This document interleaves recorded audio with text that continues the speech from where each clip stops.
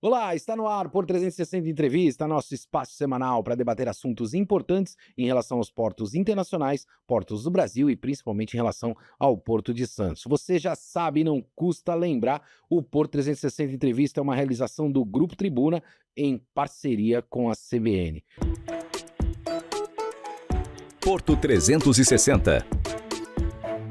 Patrocínio.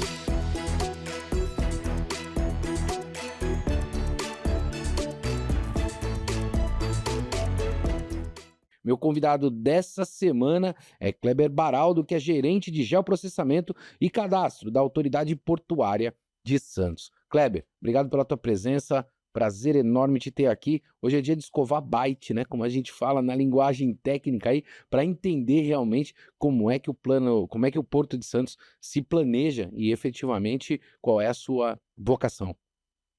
Bom, obrigado pelo convite. É um prazer estar aqui. Sempre bom poder falar um pouco do nosso trabalho, né? Fim do dia, assuntos bastante interessantes aí. Eu tenho o maior prazer de poder passar um pouco daquilo que eu faço.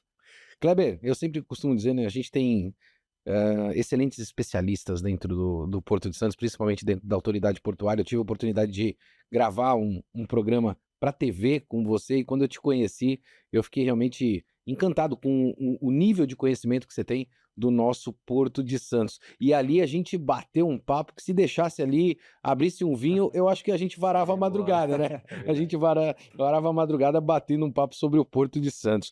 Kleber, vamos falar de vocação, né? Qual é a vocação do Porto de Santos na tua perspectiva? Bom, vamos lá. Para falar de vocação portuária, a gente precisa voltar um pouco no tempo, mas eu não Claro. vou me estender muito, Não, não. vamos lá, hoje eu quero conhecimento, quero aprender. Mas é bacana. Eh, Se a gente for pensar no litoral brasileiro, a gente tem aí quase 8.000 quilômetros aí de De costa. extensão de costa, né, e somente em alguns pontos dessa costa você tem aí, de fato, uma porta de entrada e saída para a maior parte daquilo que o país produz de riqueza, né, Uhum. e para a entrada daquilo que o país precisa. E abrigada, né? Uma E o porta mar de é entrada, brigado. e abrigado ainda, né? Exatamente. Não em mar aberto. É. Então, na maior parte dos casos, os portos estão localizados em estuários, né, Uhum. que é um local onde um rio encontra o mar e você tem abrigo, você tem uma quantidade muito grande de recursos, não é à toa que a maior parte da população do mundo vive próxima das regiões costeiras, né. E historicamente essas áreas vêm sendo utilizadas então para você ter atracação de embarcações e comércio marítimo, que é uma das coisas mais antigas que existe, né, que a gente tem registro aí. Então, se a gente for pensar nos navios mais antigos, né, quando os europeus chegaram aqui, a gente estava falando de embarcações de madeira, tal, e a gente tinha aí uma profundidade média desse estuário aqui, do Estuário de Santos, de aproximadamente 7, 8 metros. De profundidade. Isso, uma coisa rasa, uma profundidade média, né. Eh, com o tempo, essas embarcações vão ganhando tamanho, vão ficando maiores, elas vão crescendo em comprimento, largura, em calado, né, elas crescem para baixo d'água, e você passa a ter uma necessidade de adequar essa infraestrutura para as embarcações encostarem. Então você começa a precisar, por exemplo, ter uma dragagem. Uhum. Você começa a ter que dragar o canal de acesso para viabilizar a entrada dessas embarcações. A partir daí, você começa a criar essa vocação portuária, porque você tem uma área que é extremamente estratégica para o país, né, justamente pelo escoamento das cargas, e você, conforme os navios vão aumentando, você vai tendo uma necessidade cada vez maior de dragagem, né. Sem dúvida. E aí a gente olha para o porto, né, ao longo dessa costa a gente olha para os portos, esses portos são literalmente um ponto onde você tem uma grande região de influência atrás, que a gente chama de região de influência ou hinterlândia, onde está sendo, por exemplo, produzidas as riquezas aquilo que o Brasil produz em excesso, ele tenta vender da melhor forma possível, o excedente, e aquilo que o Brasil precisa, porque a gente ou não produz ou produz insuficiente para o nosso mercado interno, a gente tenta comprar Ou não pagando. domina aquele tipo de produção, obrigatoriamente você tem que importar, Isso, mas em todos os casos a gente tenta fazer bons negócios, tanto na venda, quanto quanto na na compra. exportação como na importação. E aí você começa a ter uma área que demanda investimentos pesados em dragagem, né, e o próprio canal favorece então a formação dessa área de transição, né, é uma reentrância ali no estuário e você tem toda a acostagem, são os berços de atracação que são os pontos onde os navios atracam. E aí o investimento ele vai ficando cada vez mais pesado, Sem dúvida. Conforme os navios vão crescendo, eu preciso dragar mais. Todo mundo que já foi para a praia já cavou um buraquinho ali na areia, viu que em pouco tempo esse buraquinho vai assoreando. Sim. E no canal de navegação não é diferente. É mais ou menos semelhante ao que acontece quando neva, né? Nos países Sim, temperados, você tem sim. que tirar a neve que está na frente da sua casa, senão o carro não consegue sair ou não consegue entrar. A dragagem é basicamente a mesma coisa. Então, com o tempo, você tem uma área que vai carecendo cada vez mais de investimento em manutenção. Só para manter essa área, você gasta um dinheiro muito grande, Que o que a gente chama de custeio. que é o que Custeio. custeia a atividade, exatamente. E aí o porto começa a crescer. A partir do momento que você tem, por exemplo, aqui em Santos, o porto começou ali na região do Outeirinhos, do Valongo, né, Uhum. o primeiro trecho de cais ali no Valongo, e aí você começa a crescer, o porto começa a crescer a jusante, né, estuário abaixo e a montante estuário acima. E você tem então, se a gente pegar o eixo do canal de navegação, a gente consegue deduzir que ao redor daquele eixo, onde vai ser instalada toda essa infraestrutura de acostagem, você tem uma área que é extremamente nobre, é uma área que é escassa, porque o resto do litoral você não tem, ele é Claro, raso. sem dúvida. Então isso vai fazendo com que você desenvolva os acessos começam a chegar no porto para transportar as cargas, né, então a gente tem, por exemplo, o acesso ferroviário, né, a gente fala muito do acesso ferroviário, porque ele é extremamente importante aqui pra gente. A gente tem essa figura que a gente chama de ferradura, né, que é a ferrovia que vem da região produtora, vem da nossa área de influência, que pega, São Paulo, Mato Grosso do Sul, Goiás, um pedacinho ali de Minas. A gente tem quase metade do país, se a gente for pensar Sim. na população desses estados, né, aquela questão de 30% do PIB, então é literalmente um funil ali, tudo tem que sair e tem que entrar, tem que E o sair e entrar nos escoamento 2 está boa sentidos. parte feito pelo Porto de Santos e Paranaguá. Isso, exatamente, esses 2 aí sendo o carro-chefe aqui, né, os carros-chefe. Então você tem esses acessos chegando, aí você tem o modal rodoviário também, cada carga vai ter o seu modal preferido, né, o seu Sim. modal que é mais atrativo.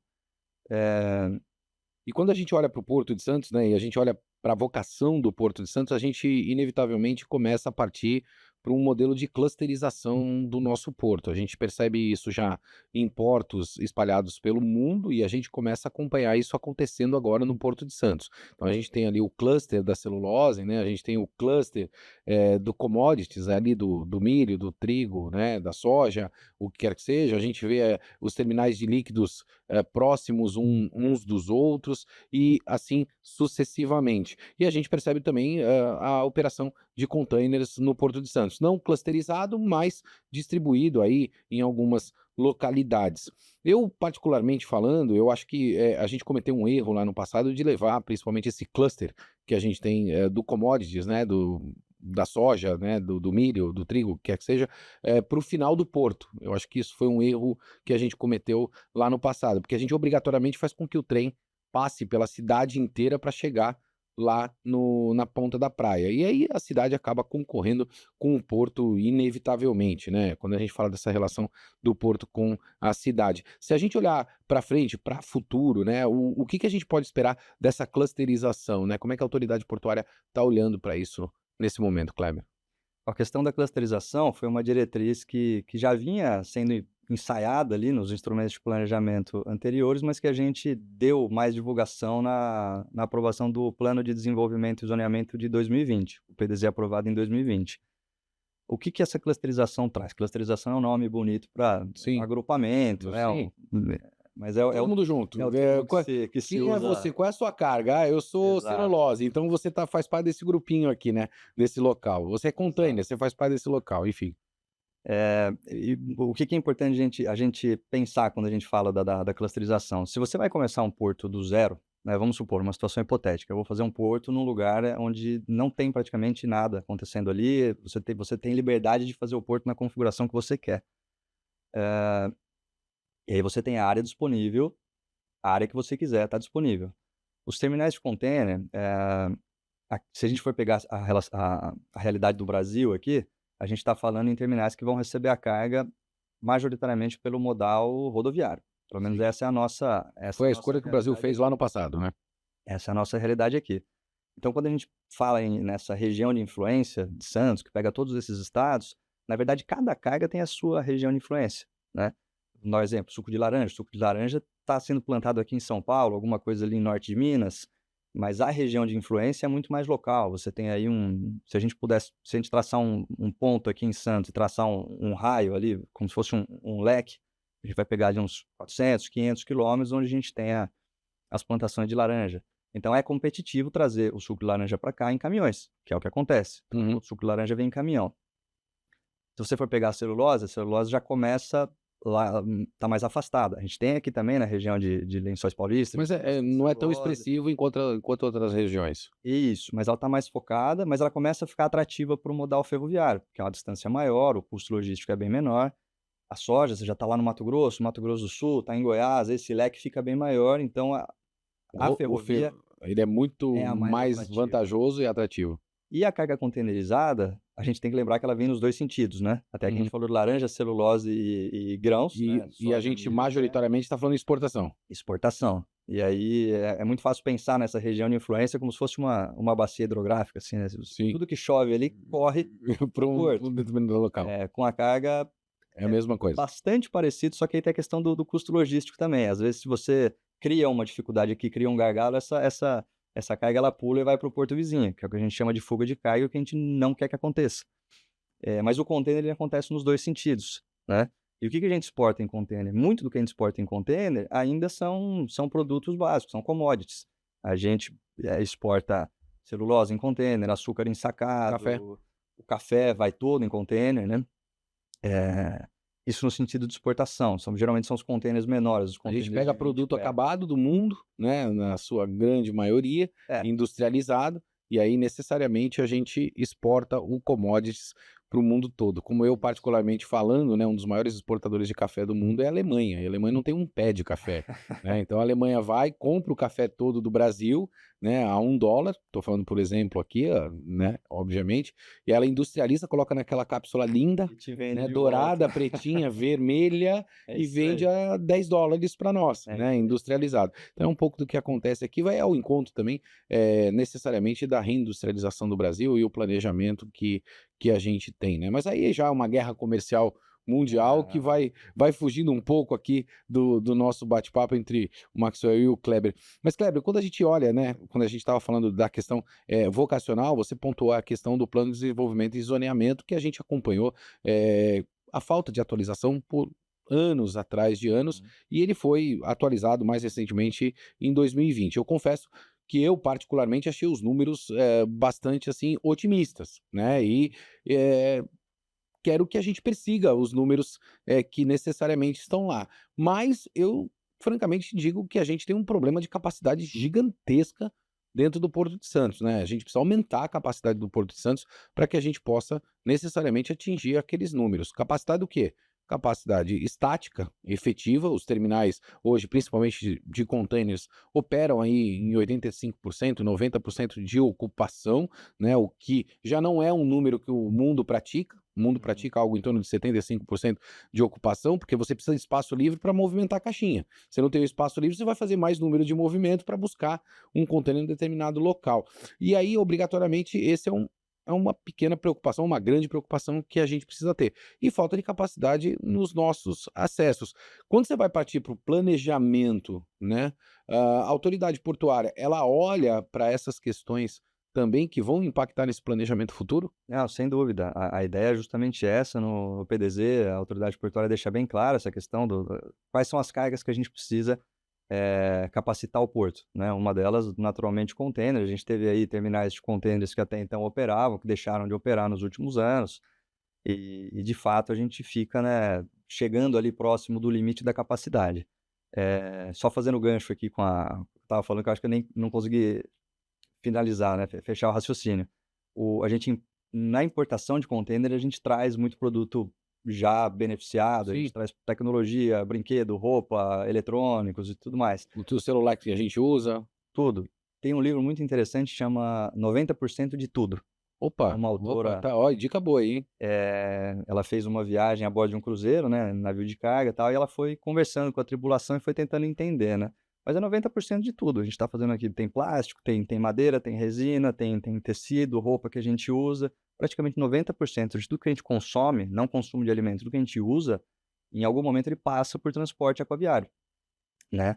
Então, assim, é muito representativo. Indiscutivelmente. E às vezes a impressão que dá é que as pessoas não têm tanta ciência, né, não vivem tanto assim o Porto, pelo que ele traz de facilidade de você comprar o que você precisa, de você encontrar uma série de produtos, de você poder produzir, exportar, os empregos que O o Porto nosso gera. estoque hoje, né, de combustível mesmo, né, o nosso estoque é de 5 dias, estoque nacional, Exato, né, o exatamente. nosso estoque nacional. Então, ou seja, se o navio parar de vir para o Porto de Santos, né, se essa linha for afetada de alguma forma, nosso estoque é de 5 dias. Imagina, o problema que a gente vai ter no nosso país, né, o quão importante Sim, é sim. esse navio entrando e saindo ali da ponta da praia, né, a gente falou muito sobre Estratégico, isso, né. estratégico. E por isso a importância de você, conduzir esse planejamento, sempre pensando em evitar ao máximo qualquer tipo de interferência. O fluxo tem que acontecer nos 2 sentidos o tempo todo, né. A gente viu, por exemplo, o que aconteceu lá no canal de Suez, né, com o navio que encalhou, você mudou a logística mundial por alguns dias ali, Sem dúvida. subiram os preços, assim, mas de imediato, E né. não desceram ainda, né, É, não desceram ainda. geralmente quando sobe Foi só depois um demora probleminha no para canal, descer. foi só um probleminha no canal de Então Suez. é muito estratégico. E aqui em Santos, aquilo que você comentou, por que que a gente não levou os contêineres lá para fora? Porque a cidade cresceu junto com o porto. A Sim. cidade vai você tem um limite ali, a cidade vai crescendo, lógico, o porto traz emprego, traz recursos, as pessoas começam a morar ali em volta, e você tem o histórico aí do porto, por exemplo, na margem direita, né, o porto expandindo ali para o Outeirinhos, depois para o Macuco, depois para a Ponta da Praia, e ali foram adquiridos vários lotes de muita gente que morava ali, né, então o Sem porto dúvida. conseguiu, desocupar na época, era uma concessão, né, era o privado, era muito mais fácil, conseguir ocupar áreas, mas hoje você tem uma cidade consolidada que faz limite com o porto, ali na Ponta da Praia você tem uma largura. Hoje essa largura ela já não comporta os terminais mais modernos de contêineres, e Sem essa dúvida. largura ela já vem de anos para trás. O terminal que a gente tinha ali no Macuco era uma área Tanto que mais a Libra Terminais era uma engenharia operacional, né, porque ela não é um brownfield, né, não é um greenfield, aquele terminal retangular ou quadrado, né, chame como quiser, onde você tem, costado, gate, hã, gate, perdão, né, vamos lá, gate, costado, gate, pátio, costado. Opa, o Maxwell hoje falhou. Então vamos lá, então você não tem ali, né, essa lógica muito simples. A Libra Terminais era um dente ali que foi transformado agora num cluster de celulose, e Uhum. ali operava um terminal de container, era Sim. complexo, né, operar um terminal ali. Mas é interessante, quando você vê cada terminal é um terminal, né, e cada porto vai ter uma dinâmica. Esse terminal ele foi aprendendo ali, a Libra foi aprendendo a utilizar da melhor forma possível a área que ela tinha e a movimentação dela, quando a gente pega o histórico de movimentação, pela área que ela tinha, era uma movimentação muito boa. O time operacional lá fazia milagre com aquela área que ela tinha, porque era uma área que tinha uma extensão de cais, tinha uma retroárea pequena e ainda era dividida, porque tinha o 35 e o 37, né, e tinha o trem passando. No meio E ainda para ajudar, então né. você tem que empilhar mais um container de alto e tal. Mas qual que é o problema disso? Quando você começa a utilizar uma área, você forçando ela, você está forçando a barra, ela não está numa configuração confortável. Qualquer probleminha que acontece ali, aí você tem a questão da teoria de fila, você gera fila infinita. E aí você atrapalha todo o A restante cadeia da logística de cadeia, acesso ao porto, não só dele, de outras cargas também, sem dúvida. interfere. Então a ideia do planejamento é essa, eu tenho áreas do porto com configurações diferentes em extensão de cais, em largura, eh áreas onde eu tenho modais diferentes que estão chegando. Então, assim, com o tempo foi acontecendo isso. Foi-se o que era o corredor de exportação, que antigamente era só a ponta da praia, se a gente pega para olhar hoje, eh, a gente tem desde o Paquetá, Paquetá, Outeirinhos, Macuco e Ponta da Praia. A gente não chama mais de corredor de exportação, Sim. mas se a gente fizer um exercício de tentar de olhar para a carga, não só do ponto de vista da característica física da carga, que é os mapas que estão no PDZ, que são aqueles mapas mais famosos, onde a gente pinta cada terminal de acordo com a carga que ele movimenta. Se você faz um exercício de olhar para o setor que está sendo atendido por esses terminais, você vai ver que do Paquetá até a ponta da praia, você tem literalmente um corredor agro ali. É, corredor do agro, né, e majoritariamente exportação, majoritariamente Isso. exportação. E aí que a gente tenta trazer, a propriedade que você tem ali da clusterização de sinergia operacional. Eu tenho exportação de granel sólido vegetal, né, eu tenho soja, milho, farelo de soja, açúcar sendo embarcado nos navios. Suco de laranja, Suco de laranja também está sendo embarcado, celulose, celulose também está sendo embarcado. Eu tenho um pouquinho diferente ali, em desembarques pontuais de trigo, mas ali no Outeirinhos eu tenho o terminal que desembarca, por exemplo, fertilizante. Sim, que é o tão conhecido frete de retorno. Exatamente, que na margem direita ainda não tem, Sim, né.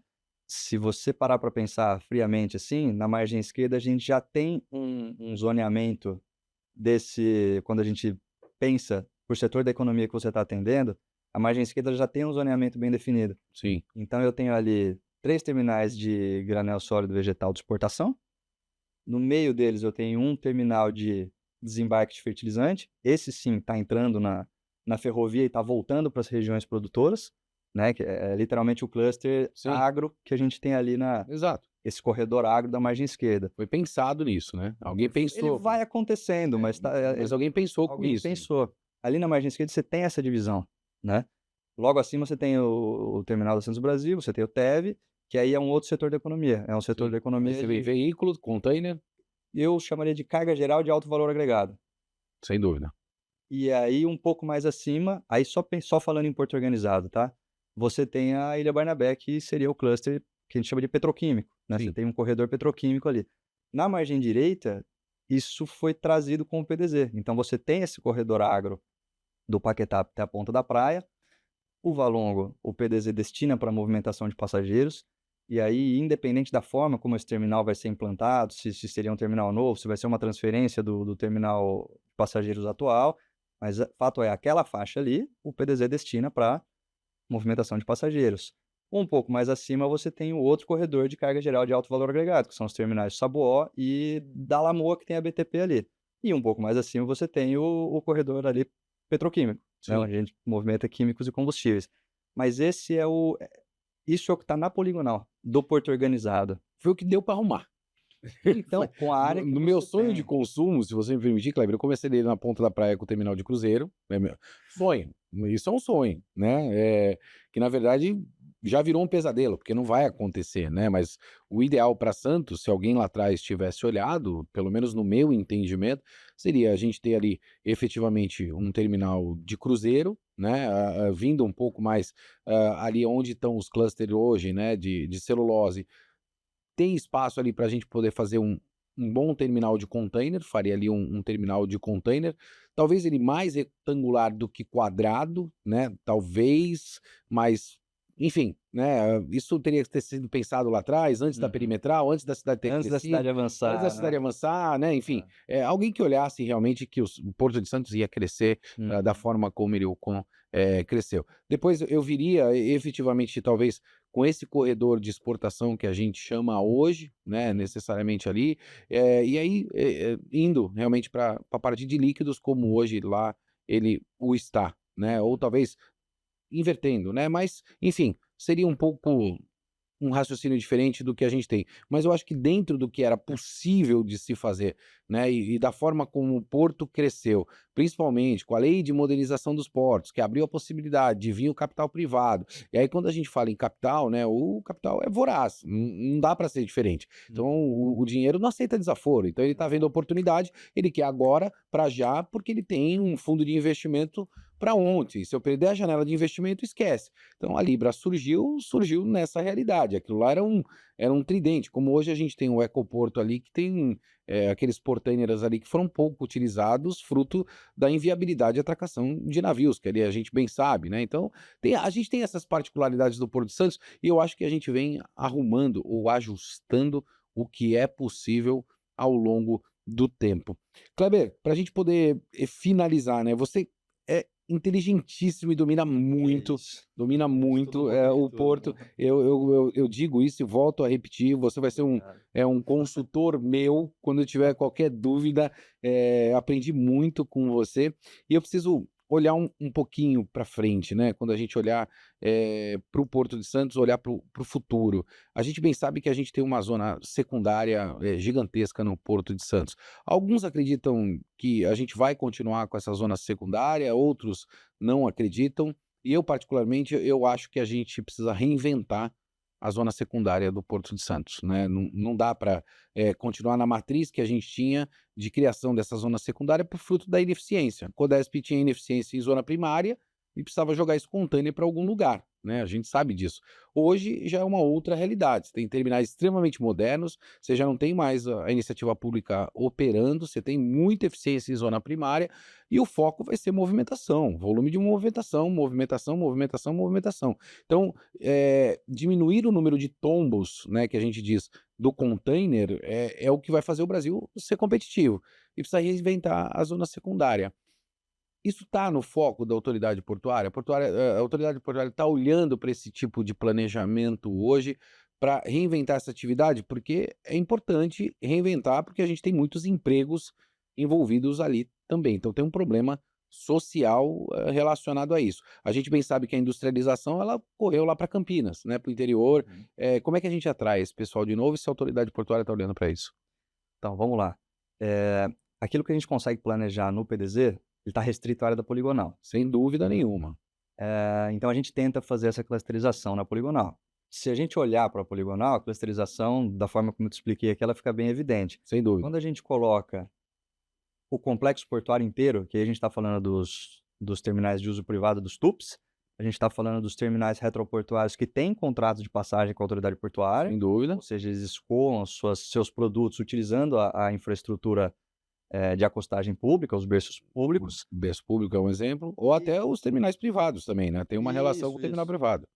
E também a gente tem os retroportuários que não têm contrato de passagem, que são os retroportuários de contêineres e carga geral, os recintos alfandegados, a gente tem os CLIAs, os REDEX, e a gente tem também os prestadores de serviço, a gente tem os depósitos de vazios, né, sem isso a movimentação de contêiner não As funciona. pessoas parecem que esquecem disso, né, fala assim: "Não, o container ele surge, né, ele vem sozinho". Não, o depot tem um papel preponderante nisso, né. E aqui a gente ainda tem um desbalanço, né, porque a gente exporta muito container pequeno, porque a gente está exportando commodity que é pesado, Sim, e a gente importa muito container grande, de 40 de pés. 40 pés. Então a gente tem a necessidade de trazer mais container pequeno vazio e de mandar container Vazio grande vazio embora. fora.